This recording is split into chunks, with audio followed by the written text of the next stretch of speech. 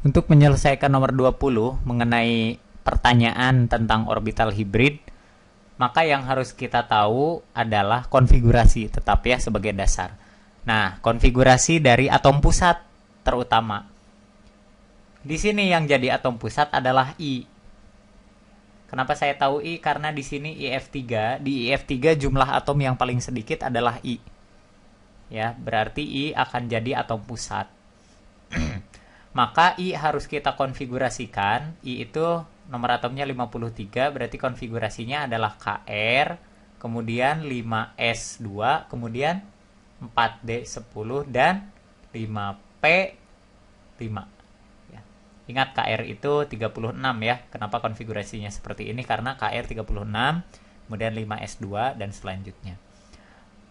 Nah, untuk menentukan orbital hibrid, maka harus digambarkan orbital-orbital yang diisi elektron valensi. Kalau berakhir di 5p, maka elektron valensinya itu juga harus dihitung yang s. Gambarkanlah orbitalnya, ya.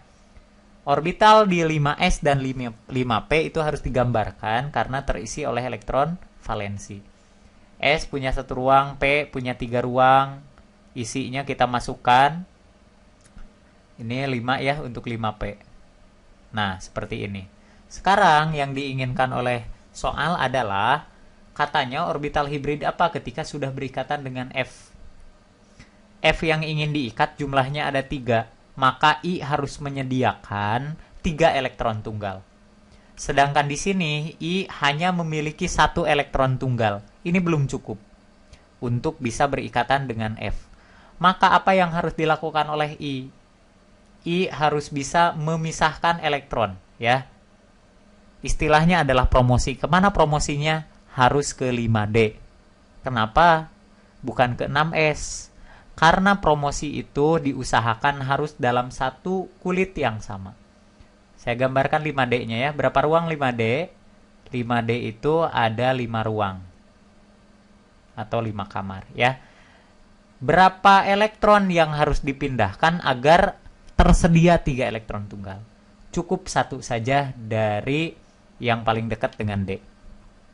Berarti dari sini kita pindahkan ke D, sehingga gambarnya akan menjadi seperti apa nih? Ini prosesnya disebut proses promosi ya. Proses promosi 1 elektron. Akibatnya di 5S tetap ya tidak terganggu karena tidak dipindahkan elektronnya. Di 5P ini yang asalnya ada 5 elektron di 5P, sekarang ternyata tersisa 4. Karena salah satu elektronnya dipindahkan ke D. D asalnya kosong, orbitalnya sekarang terisi 1 elektron hasil promosi dari P.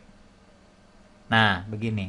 Perhatikan sekarang jumlah elektron tunggalnya sudah tersedia sesuai dengan kebutuhan, yaitu 3 elektron. Kalau sudah sesuai dengan keinginan, maka kita gabungkan orbital-orbital yang terisi elektron valensi. Berapa ruang dari S yang terisi elektron valensi? 1 ruang, maka S pangkat 1. Berapa ruang dari P yang terisi elektron valensi? Ada 3, berarti P pangkat 3. Berapa ruang dari D yang terisi elektron valensi? Ada 1, berarti SP3D1. Jawabannya adalah D, itu untuk nomor 20 ya. Atau kalian juga boleh mencari tahu menggunakan teori domain elektron yang mencari PEI dan PEB dulu. PEI di dalam IF3 pasti 3 ya. PEB-nya ada berapa? Ini adalah cara 2 ya. Cara 2. Ini cara 1. Jadi ada 2 cara. Kalian boleh gunakan 2 cara untuk menyelesaikan soal ini. Untuk cara 2, menggunakan domain elektron juga boleh.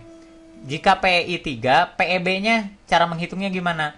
PEB itu dihitung dengan cara elektron valensi dikurangi PEI dikali kebutuhan elektron dibagi dengan 2. Elektron valensi dari atom pusatnya berapa? Elektron valensinya adalah 7.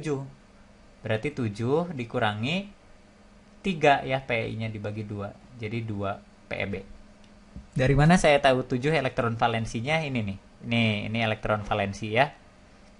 Berarti 7 elektron valensi. Nah, sekarang kalau total PE-nya berapa nih? Total pasangan elektron, karena PEI 3 PEB 2, maka total PE-nya 5. Ingat, semua yang total Pe-nya 5, orbital hibridnya adalah sp3d. Ya. Orbital hibridnya sp3d. Kalau total Pe-nya bukan 5, kita harus hitung. Kalau total Pe-nya 2, maka orbital hibridnya sp, ya. Kalau total Pe-nya 3, maka orbital hibridnya sp2. Kalau 4, maka orbital hibridnya sp3. Kalau 5, maka orbital hibridnya adalah sp3d. Kalau 6, maka orbital hibridnya adalah sp3d2. Itu boleh menggunakan jumlah total dari pasangan elektron yang dipunyai oleh molekul. Silahkan.